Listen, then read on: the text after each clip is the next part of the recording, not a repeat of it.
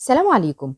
صحينا يوم الاثنين اللي فات على كارثة كبيرة اتسبب فيها زلزال دمر مناطق شمال سوريا وجنوب تركيا، ولغاية النهاردة بلغ عدد المتوفين إلى رحمة الله حوالي 22 ألف شخص، بالإضافة طبعا لعشرات الآلاف من المصابين والمشردين. وكالة الصحافة الفرنسية صنفت الزلزال ده ما بين أكتر 10 زلازل فتاكة وشديدة في القرن ال21، يعني خلال 23 سنة اللي فاتوا، وتسببوا تقريبا العشر زلازل دول في مقتل 700 ألف شخص. يلا بينا نعرف الزلازل دي حصلت فين وكان عدد ضحايا كل واحد فيهم قد ايه. خليكم معي، أنا إيمان مطر. كلمة حلوة وكلمتين حلوة يا بلدي. زلزال وده حصل في 26 يناير سنة 2001، وكان بقوة 7.7 ريختر بغرب الهند. الزلزال ده دمر مدينة بوج الهندية وتسبب في مقتل 20 ألف بني آدم. بعدها بسنتين وبالتحديد في 26 ديسمبر سنة 2003 ضرب زلزال بقوة 6.6 ريختر مدينة بام التاريخية جنوب شرق إيران. الزلزال ده تسبب في وفاة ربع سكان المدينة تقريبا، وكان عددهم 31 ألف قتيل. ده بالإضافة أنه دمر المدينة التاريخية دي تدمير كبير للأسف. وتقريبا الشتاء ده ميعاد الزلازل، فنلاقي في 26 ديسمبر برضو من سنة 2004 اتسبب زلزال بقوة 9.1 ريختر، وكان قدام شواطئ مدينة سومطرة في إندونيسيا. اتسبب في موجة تسونامي عاتية قتلت تقريبا 230 ألف قتيل على سواحل 10 دول جنوب شرق آسيا، بينهم حوالي 170 ألف قتيل في إندونيسيا لوحدها. ووصل ارتفاع الأمواج ل 30 متر وسرعتها بلغت 700 كيلو متر في الساعة. في السنة اللي بعدها وبالتحديد 8 أكتوبر 2005 حصل زلزال في الجزء الباكستاني من إقليم كشمير اللي بتتنازع عليه الهند وباكستان، وكان بقوة 7.6 ريختر، وتسبب في قتل أكتر من 73 ألف شخص وتشريد 3.5 مليون باكستاني.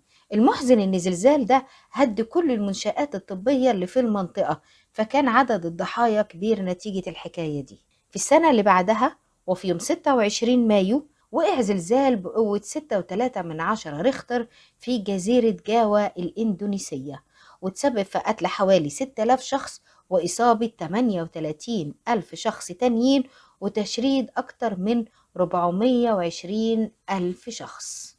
بعدها بسنتين وبالتحديد في 12 مايو سنة 2008 وقع زلزال بقوة 7.9 في مناطق واسعة من إقليم سيتشوان جنوب غرب الصين، وتسبب في مقتل أكتر من 87 ألف شخص وإصابة 4.5 مليون جريح. وطبعا ده عمل دمار شامل في الإقليم. اللي يوجع القلب إن الزلزال ده حصل والتلاميذ في المدارس، فكان في عدد كبير قوي من الضحايا من التلاميذ دول نتيجة انهيار مدارسهم عليهم وهم فيها. بعدها بسنتين برضو وفي 12 يناير 2010 حصل زلزال بقوة 7 درجات بجزيرة هايتي في البحر الكاريبي. الزلزال ده قتل حوالي 200 ألف شخص وشرد 1.5 مليون شخص وحول العاصمة لخرابة بكل معنى الكلمة. بعدها بسنة حصلت كارثة في اليابان، تحديدا في 11 مارس 2011 هز اليابان زلزال بقوة 9.1 ريختر، وبعد أقل من ساعة ضربت موجة عاتية تجاوز ارتفاعها 20 متر تقريبا بعض الأماكن في ساحل منطقة توهوكو شمال شرق اليابان، وحصدت كل أشكال الحياة في المنطقة دي. الكارثة إن المية غمرت محطة فوكوشيما النووية وتسببت في انصهار النواة الخاصة بمفاعلاتها الثلاثة، وده أدى لكارثة نووية مدنية اتسببت في قتل 18500 شخص وأرغمت أكثر من 165 ألف شخص على مغادرة المقاطعة بسبب الإشعاعات النووية اللي كانت فيها. بعد 4 سنين وفي 25 إبريل سنة 2015 اتقتل حوالي 9000 شخص بسبب زلزال بقوة 7.8 درجة